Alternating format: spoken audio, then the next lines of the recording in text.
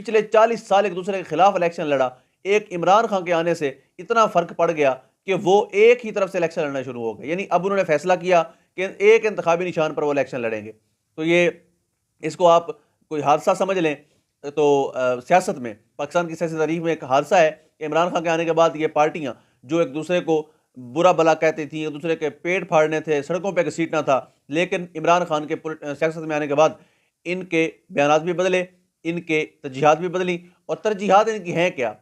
मिल के खाओ, खुद भी खाओ, दूसरों को भी खिलाओ, बस वही चलता आ रहा है। पाकिस्तान के साथ एक अजीब सा मजाक है जो पिछले 70 साल से जारी है, कभी जमहूरियत के रूप में, कभी आमरीयत के रूप में। बारसूरत ये चलता आ रहा है, चलता आया है। उन्होंने -1 पे काम अब भी जारी है, अब भी -1 के फार्मूले पर प्रोसेस चल रहा है। अब देखते हैं कि इलेक्शन कमीशन को जिस तरह ये ज़ाती इस्तेमाल में ला रहे हैं, अगर तो ये इलेक्शन कमीशन को किस ज़ाती इस्तेमाल में लाकर अपनी बात मनवाने में कामयाब हो जाते हैं।